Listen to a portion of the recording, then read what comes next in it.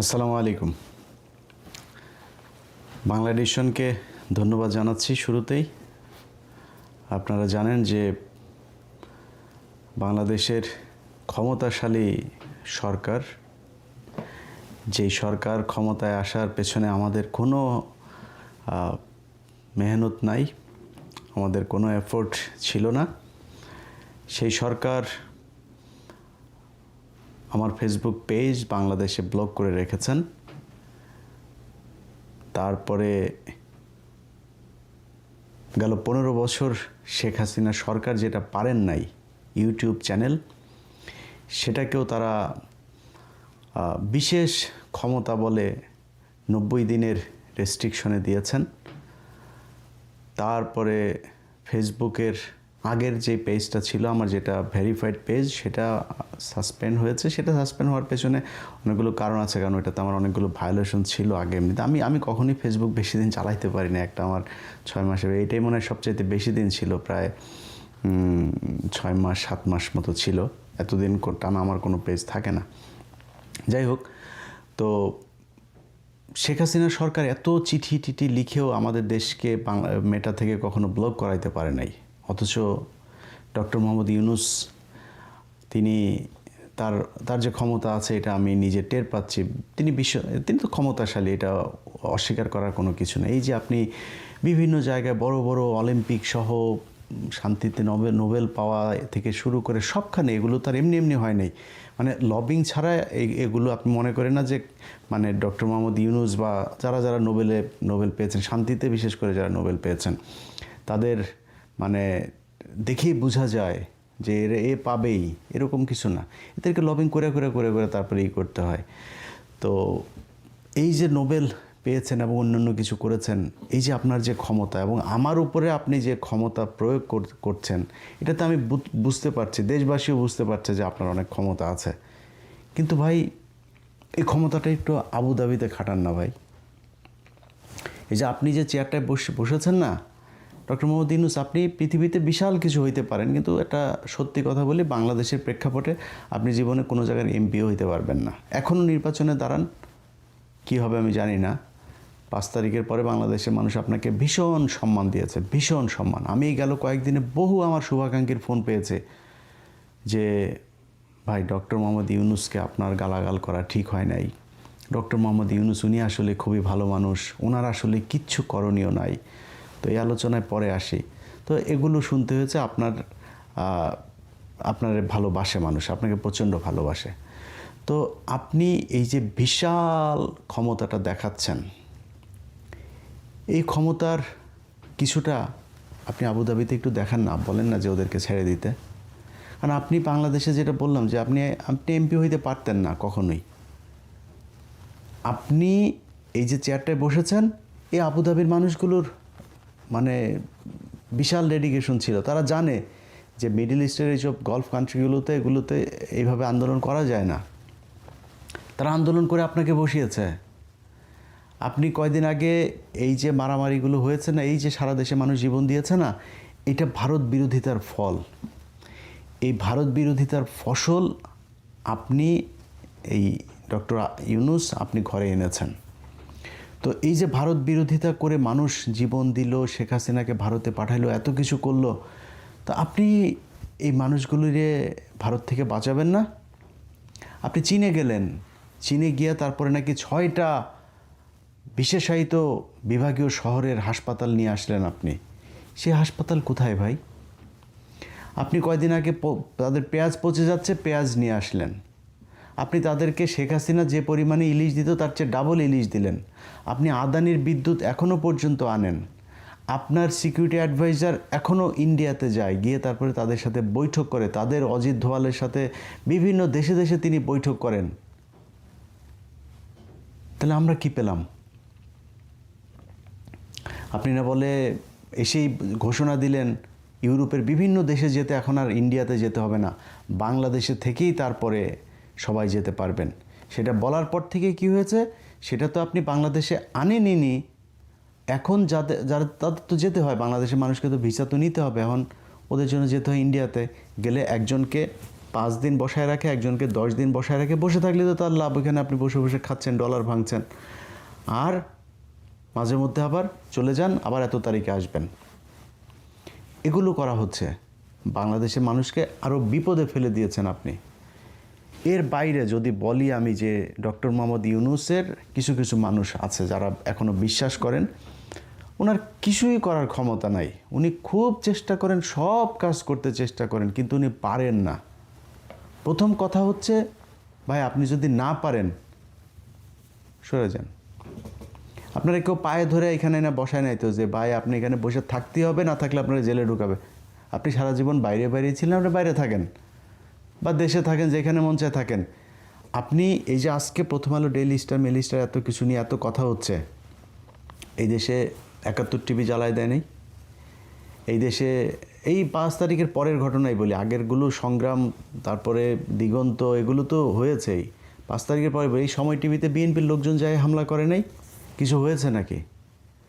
সংবাদ মাধ্যম নাকি বাংলাদেশে এই প্রথম আলো আর ডেইলি স্টার।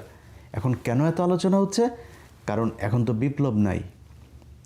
আপনি যে বিপ্লবের সময়টাকে আপনি ধ্বংস করে দিয়া তারপরে এখন যদি বলেন যে হ্যাঁ এগুলো করতে হবে, এটা তো সম্ভব না, যে কারণে এটা করা যাচ্ছে না। তো আপনি যেই সময়টাতে এসে বসলেন, ওই সময়ের পরপর যে কাজগুলো করা লাগতো সেই কাজগুলোর কোনোটাই করেন নাই আপনারা।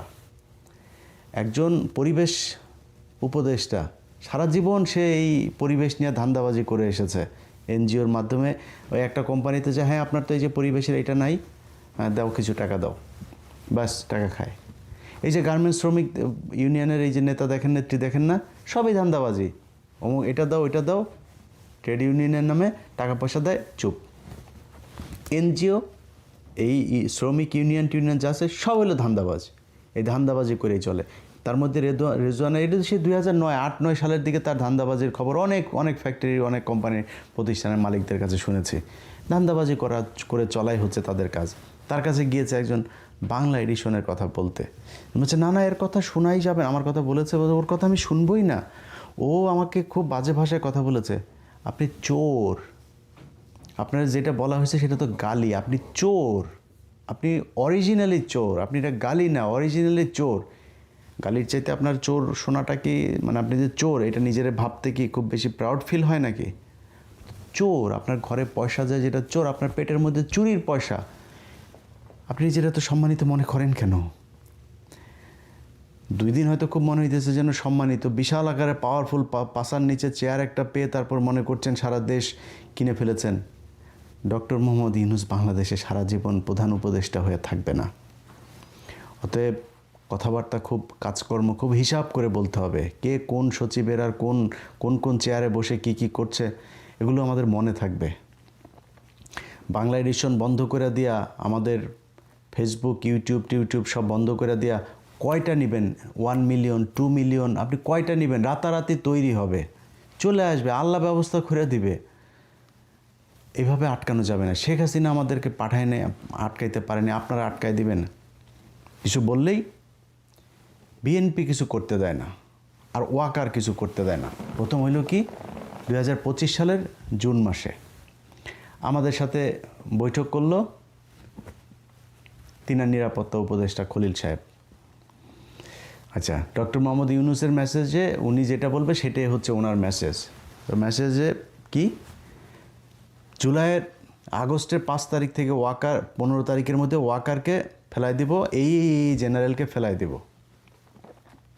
আপনাদেরকে এইভাবে করতে হবে, ওরা এই জায়গায় আমাদেরকে এই বাধা দিচ্ছে। আমরা তো ভাই বুক ভরে গেছে যে দেশপ্রেমের জন্য জীবন দিয়ে দিব ভাই।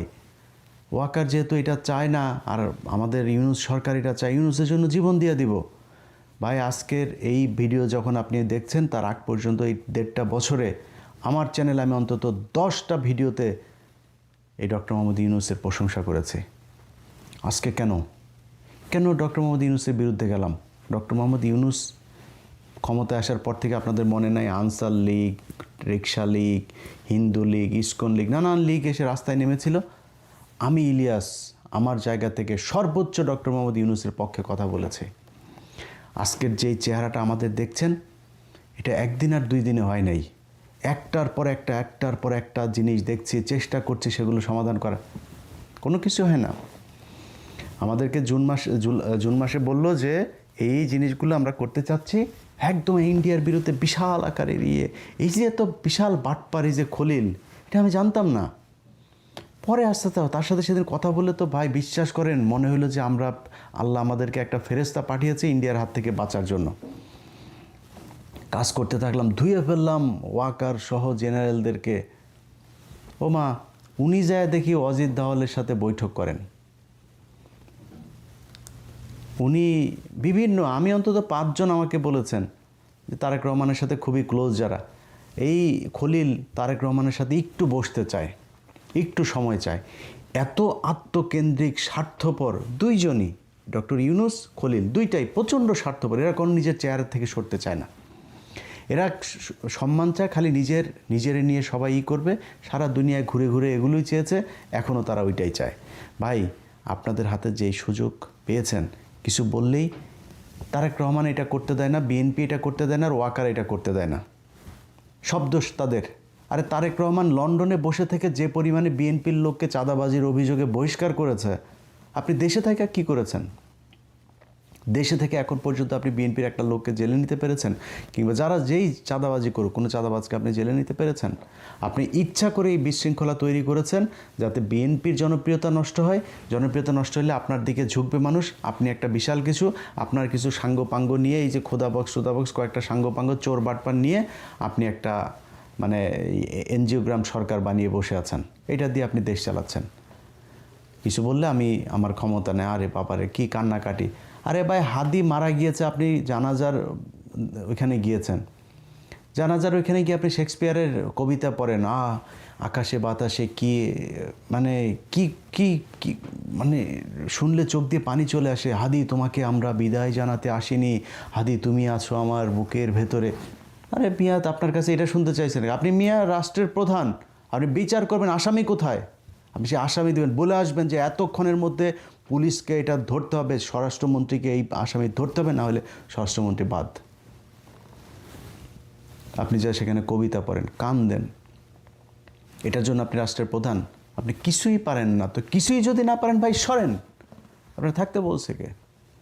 আপনি এখানে থাইকেই যে বিপ্লবটা যে ধ্বংস করে দিলেন, এখন কালকে বিএনপি ধরেন ক্ষমতায় আসবে, কালকে বিএনপি ক্ষমতায় এসে কী পাবে? একটা দেশের মধ্যে চোর বাটপার সব এগুলি দেয়া দেশ ভরা। তো কী করবে বিএনপি?